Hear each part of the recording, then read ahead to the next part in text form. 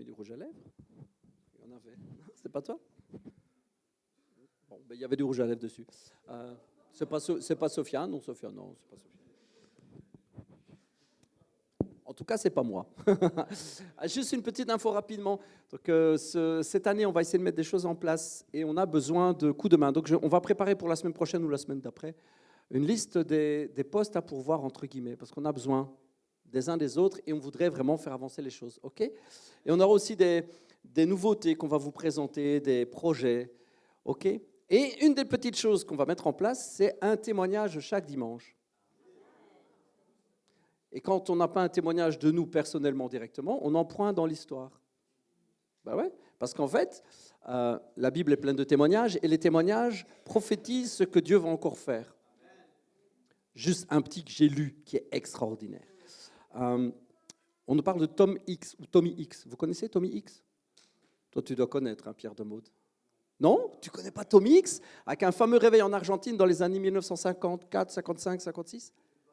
Ah, très court, merveilleux témoignage. Ce n'était pas l'orateur qui était prévu normalement pour aller parler dans une petite église en Argentine. Mais bon, voilà, au pied levé, Dieu l'appelle et Dieu le met à la place d'un autre. Notre ami Tom X, dans l'avion, reçoit une parole très profonde dans son cœur. Perón. Ça, c'est la parole. Hein. Il reçoit Perón en espagnol, Perron en français, Perón, et stade de foot. Il appelle l'hôtesse, il dit, vous connaissez quelqu'un qui s'appelle Perón, ça vous dit? Elle dit, mais c'est le président argentin. Ah, c'est le président argentin? Ok, alors je dois aller trouver le président argentin pour lui demander un stade. C'est clair dans sa tête. Hein. Donc il arrive, il se rend au palais présidentiel, il y a les gardes à l'entrée et il dit, bonjour, je m'appelle Tommy X et je voudrais rencontrer Monsieur Perón, le président. Vous imaginez la tête des deux gardes à l'entrée? Et c'est pourquoi je suis évangéliste et je dois absolument organiser des réunions de guérison et d'évangélisation et j'ai besoin d'un stade. Il faut y aller, hein. Faut être franc, faut oser. Alors, ils discutent pendant un moment, puis à un moment, le garde un petit peu lassé de tout ça, dit, oui, bon, et quoi? Dieu guérit encore, vous pensez? Bien sûr que Dieu guérit. Bien sûr que Dieu guérit. Étant lui-même malade, il lui dit, eh bien, priez pour moi alors. Il dit, qu'est-ce que vous avez? Je n'ai même pas retenu c'était quoi son problème, mais il avait mal quelque part. L'évangéliste Tommy X prie, le gars est guéri.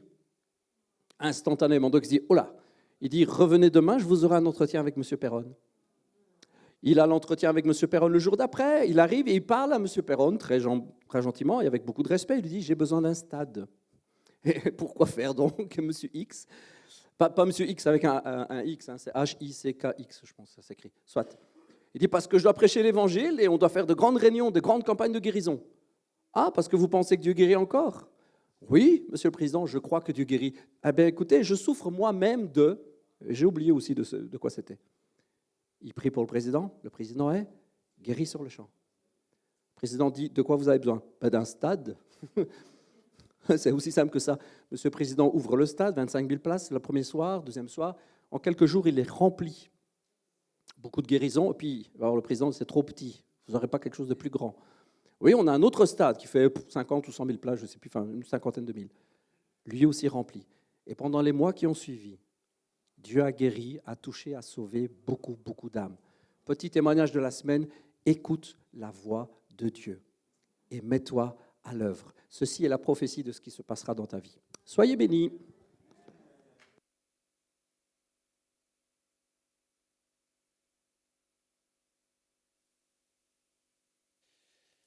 Ok. Bonjour tout le monde. Est-ce que ça fonctionne? Vous m'entendez? Magnifique.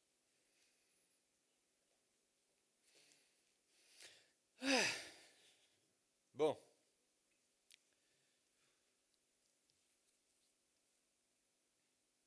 Vous allez voir, c'est marrant.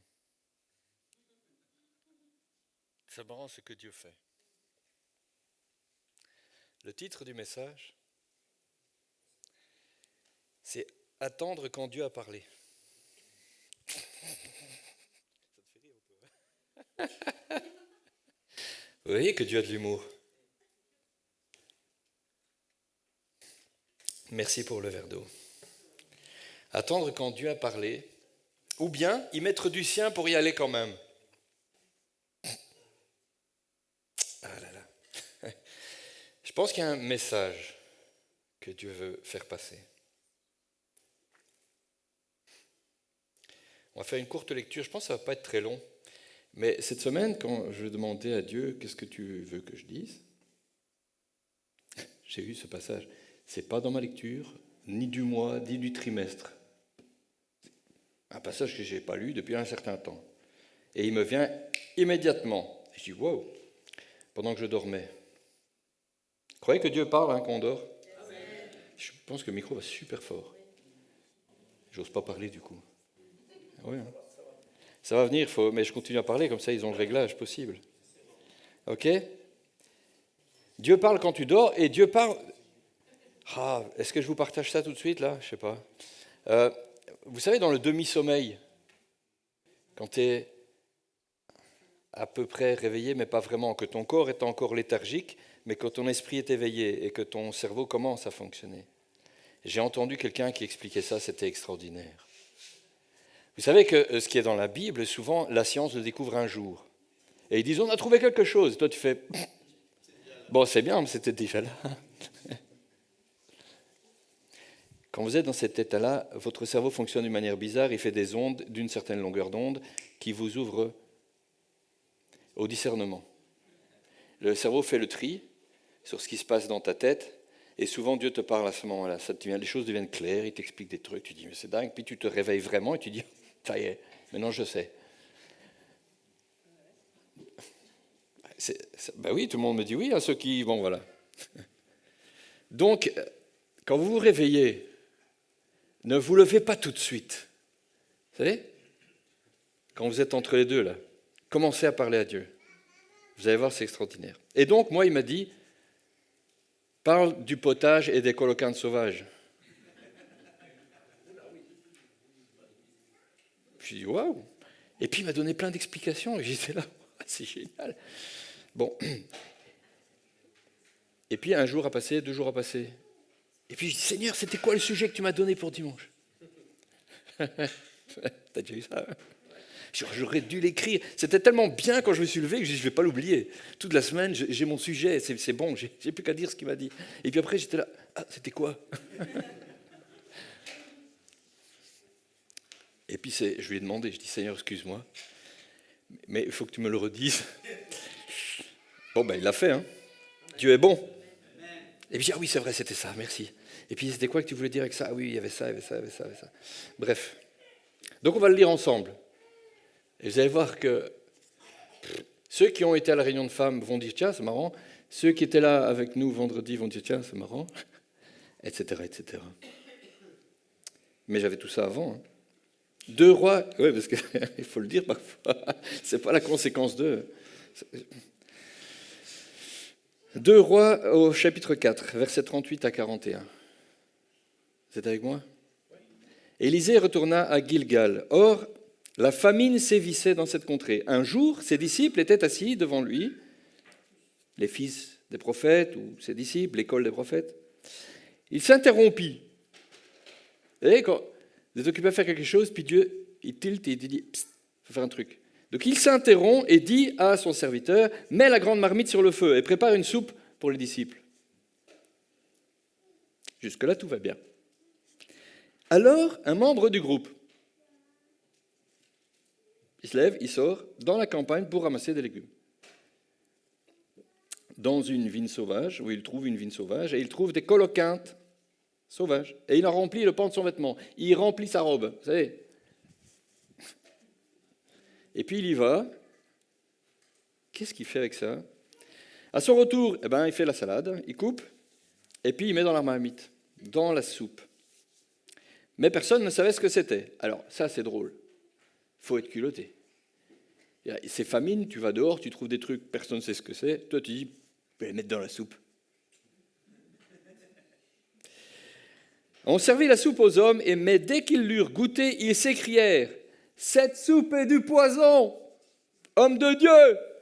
Il crie à Élisée.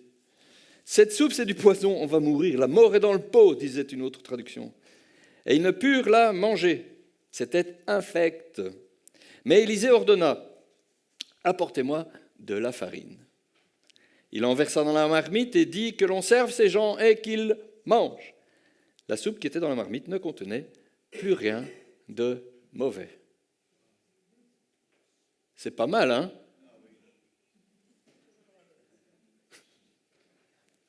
Élisée, c'est un prophète connu.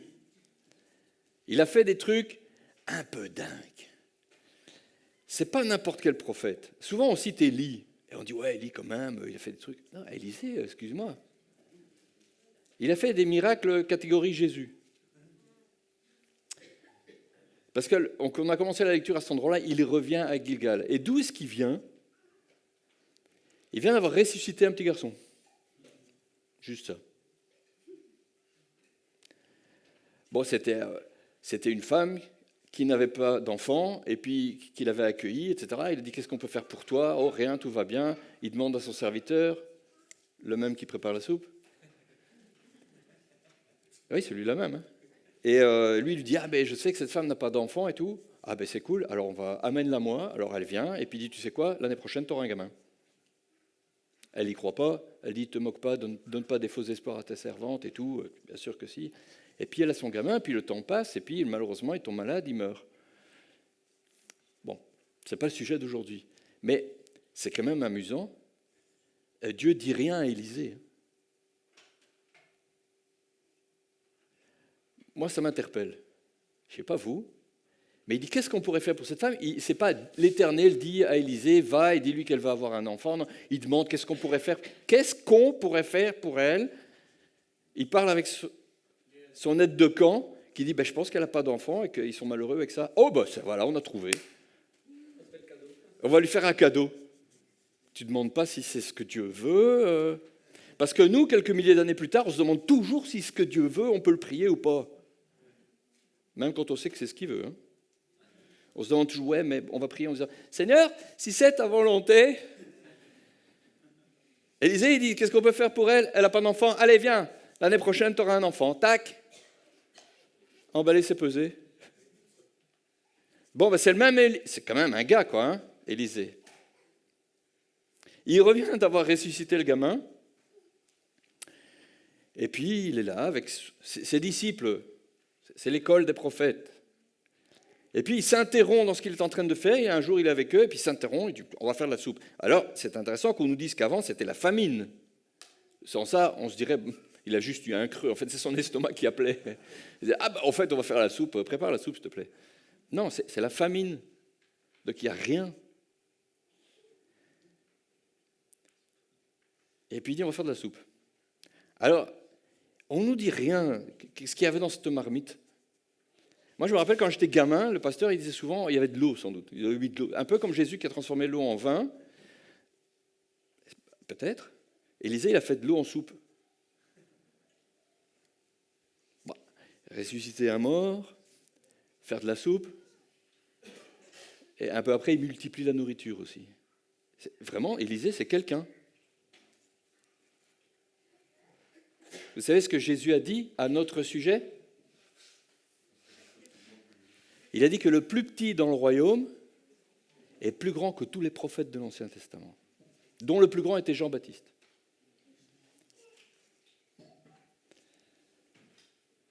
Ça ne vous met pas un peu au défi?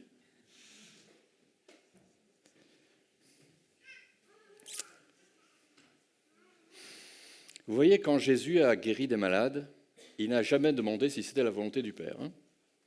Quand il nous a envoyés guérir les malades, il n'a pas dit « demandez si c'est ma volonté ». Il a dit « allez et guérissez les malades ». Donc à partir du moment où tu reçois un ordre, tu ne te retournes pas pour demander si c'est ce que tu dois faire. Amen. Ouais, je sais, c'est challengeant. Hein. Je vois un malade, Seigneur, est-ce que je dois prier pour lui?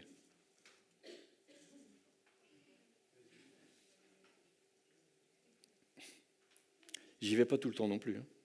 Croyez pas que je vous dis un truc qui me challenge pas. Hein. Ça, c'est les malades. Mais alors, les miracles. Jésus a multiplié des pains, des poissons, il fallait juste manger.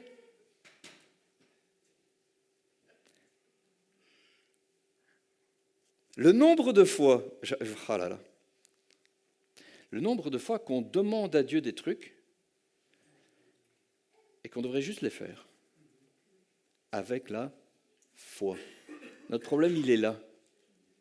Souvent, on dit Seigneur, et si on nous demande si on a la foi, on dit bah oui, je demande à Dieu et je crois qu'il peut le faire.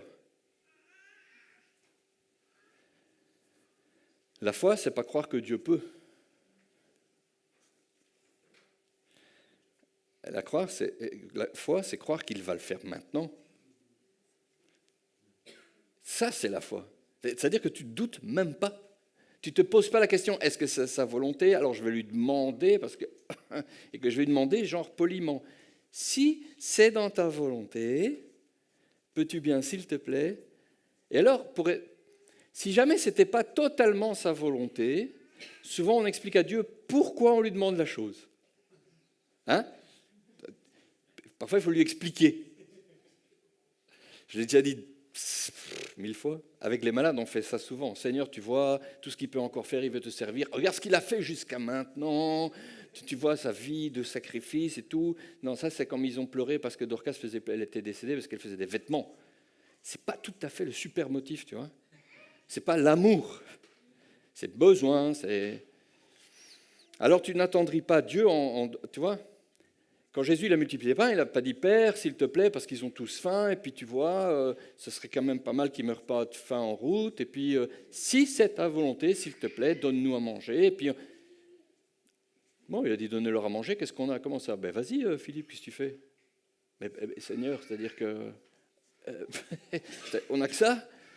Vous n'avez rien compris, hein? Bon, allez.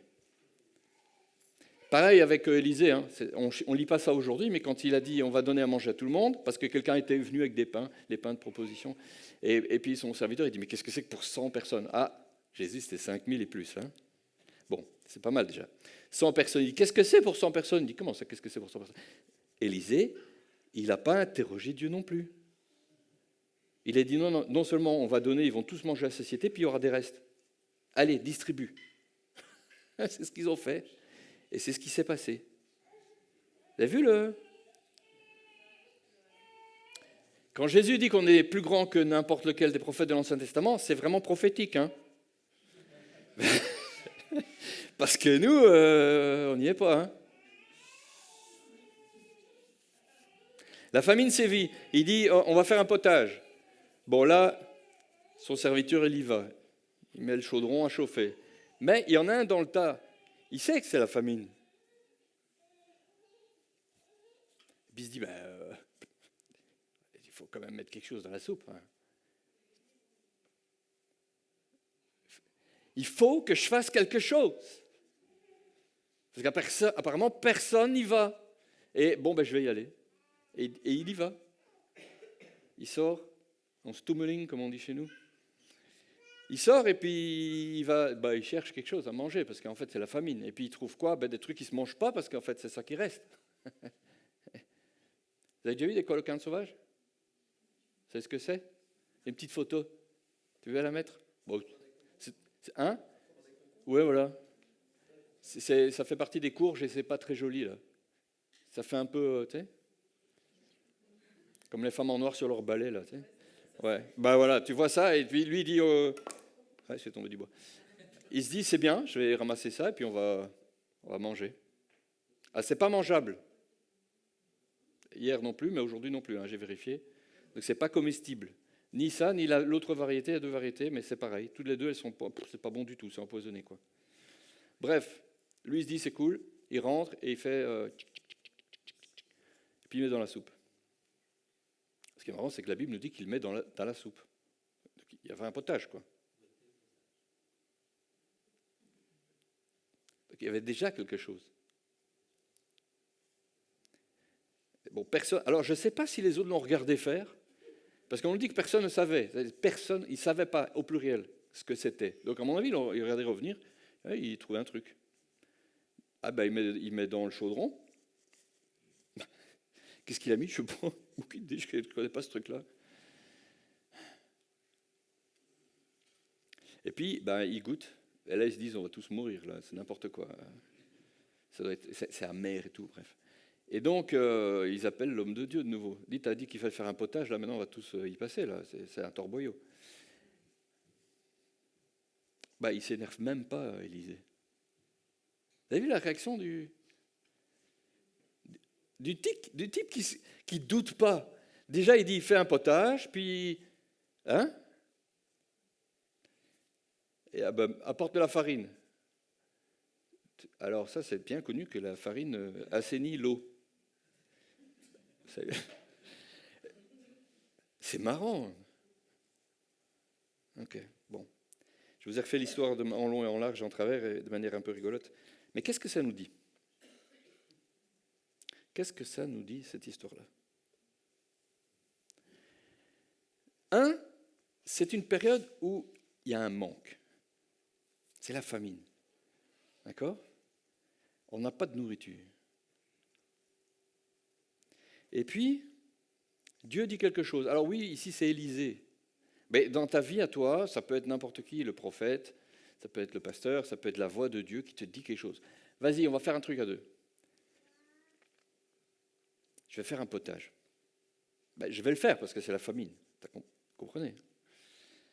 Et puis, nous, on est là, d'accord. Alors, remarquez que, comme tu le disais, Dieu dit quelque chose, il faut le faire. On y va. Mais Dieu a dit, fais cuire.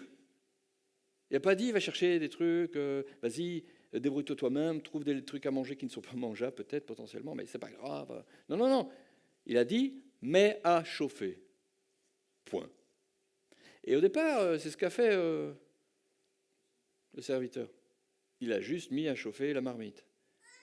Le problème, c'est qu'il y en a toujours qui regardent de loin et qui disent, ouais, mais ça suffit pas là. Oh là, on va quand même pas faire de la soupe avec de l'eau. C'est-à-dire, tu mets quoi dedans? Où sont les légumes? Il a dit un potage. Et ça trotte dans sa tête, ça le démange. Vous voyez ce que je veux dire? Il faut que je fasse quelque chose. C'est dur d'attendre. Hein, j'ai fait que 2 secondes. Un blanc. Il faut faire quelque chose. Ça ne va pas se passer tout seul. Combien de fois Dieu nous dit, je vais faire quelque chose, faites ça. Alors on fait ça, et puis il dit, oui, mais ça c'est pas suffisant, ça c'est vraiment, enfin, on fait que ça. Il faut faire plus. Tu vois, je ne peux pas rester comme ça. Non, mais il a juste dit ça. C'est-à-dire qu'on fait ce qu'il dit, pas plus. Mais on fait ce qu'il a dit. S'il n'y avait pas eu la marmite sur le feu, il n'y a pas de soupe. Hein. Donc tu fais ce que Dieu dit. Et puis, le problème, c'est que ça prend un certain temps. Et pendant le temps que ça prend, tu as envie de faire quelque chose, tu as envie d'agir, tu as envie de pousser le... Tu vois? Parce qu'on me prend... Je fais... Et puis tu vas chercher des coloquintes sauvages. Tu sors, et avec quoi on fait de la soupe? Avec des légumes. C'est quoi la différence entre des légumes et des trucs sauvages?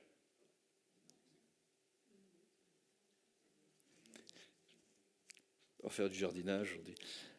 Ben, les légumes, c'est quelque chose qu'on cultive. C'est quelque chose qui vient de la maison. Ce sont des fruits de la maison.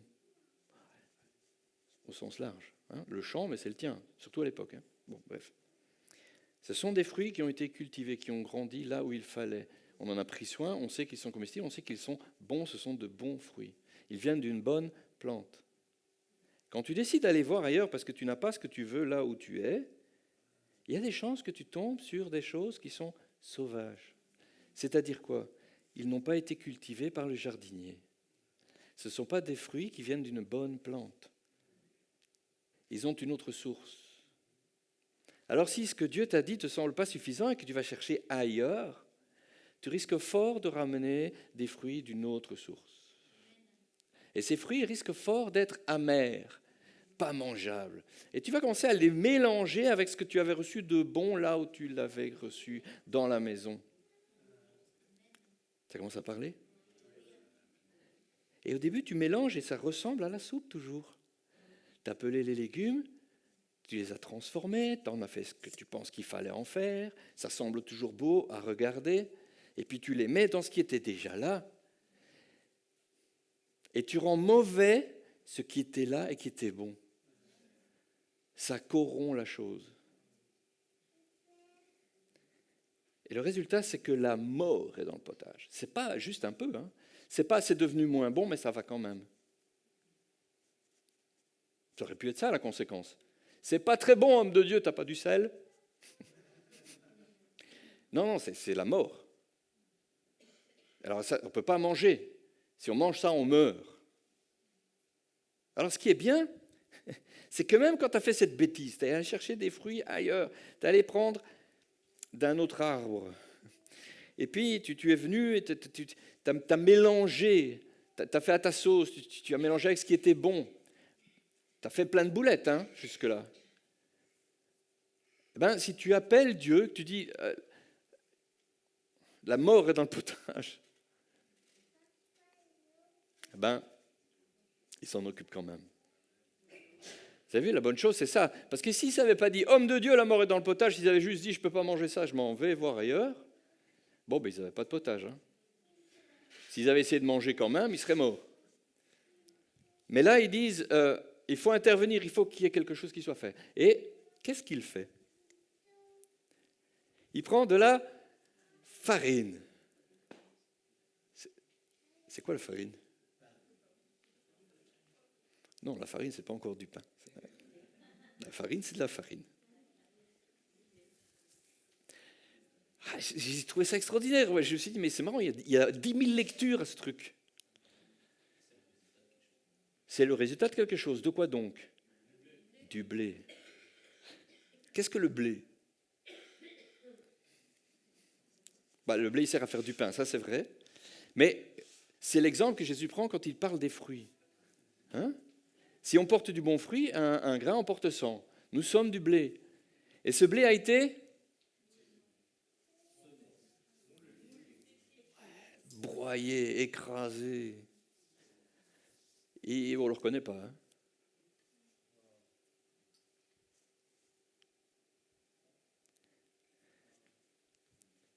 Dieu prend des gens qu'il a transformés. Et on est transformé en étant broyé. Et c'est ça qu'il utilise pour rétablir la vérité, pour rétablir les bonnes choses. Vous êtes tous appelés à être broyés par Dieu, vous savez ça? Et ceux qui ne le savent pas, c'est surprise! Il faut accepter d'être broyé. Parce que le blé ne peut être utilisé, alors il peut, alors aujourd'hui on mange des graines, hein, bon. Et on les mange avec le son et tout, parce qu'on trouve que ça doit être bon pour la santé. Mais en soi, en tout cas pour faire du bon pain, on le broie et puis on sépare le son de la graine. On doit trier, on doit enlever ce qui ne va pas. C'est comme ça que nous sommes aux mains de Dieu. Vous savez, comment ça s'appelle? Vanner. Il faut séparer. Et puis avec la graine, si on va encore l'utiliser, il faut qu'elle meure, la graine. Alors soit pour la planter, il faut qu'elle meure de toute façon, comme toutes les graines.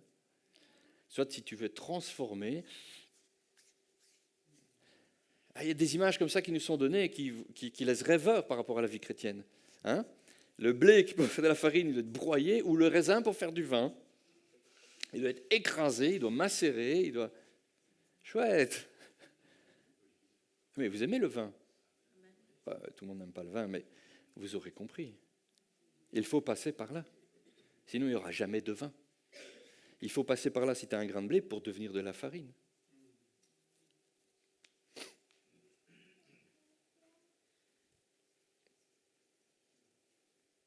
Et une fois que Dieu a fait ça, c'est mangeable. Ça redevient bon. Et la vie est de nouveau dans le potage. Vous voyez ? Quand Dieu dit quelque chose, quand il te dit « je vais faire quelque chose », parce qu'en fait le potage c'est lui qui le fait. Il a dit « mets à chauffer la marmite, mets le pot au feu ». Ok ? Eh bien tu fais ce qu'il a dit, mais pas plus. Et tu t'en tiens à ce que Dieu fait et ce que Dieu a dit.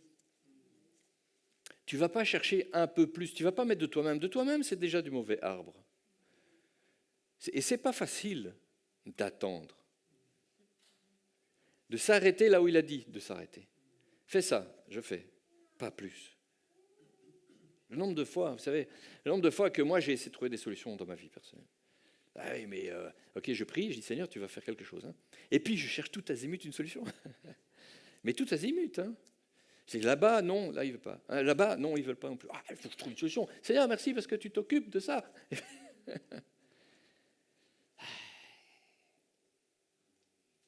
C'est pas facile. On est câblé pour faire quelque chose. Hein, bon, après, il y en a qui font rien, jamais. C'est un autre problème. Mais sinon, on veut que les choses bougent. On n'aime pas quand on doit attendre. Je pense que quand Dieu a envoyé les gens dans le désert, ils ont trouvé le temps long. Hein. Ah, ils ont pesté, mais un nombre incalculable de fois. Au point que Dieu, plusieurs fois, il a dit à Moïse, c'est quoi ? On va tout recommencer. Ras-le-bol. Je ne sais pas s'il a dit ras-le-bol à Moïse, mais c'est vraiment ce que ça veut dire. Hein. Je vais les exterminer, puis je recommencerai avec toi. C'est bien, tu es aussi un descendant d'Abraham, on va tout recommencer à zéro. Tu sais quoi ? Mes promesses sont vraies, mais on va tout recommencer. Si Moïse ne priait pas, s'il n'y avait pas un grain broyé pour dire, Seigneur, qu'est-ce qu'ils vont dire là-bas s'ils apprennent que vraiment tu les as tous liquidés dans le désert ? Ils vont dire, mais c'est quoi leur Dieu ? Tu vois, il les a fait juste sortir pour les faire mourir au désert. Ah, c'était vraiment... Ils ne méritaient rien, ces gens-là. Moïse était un homme fort patient. Un don de Dieu, hein ? Un homme fort patient. Et souvent, on doit apprendre la patience, on doit attendre. Seigneur, tu as dit d'aller là, on va là. Et qu'est-ce qu'on fait après ? S'il dit rien, eh ben c'est rien. Je lisais le témoignage d'un bonhomme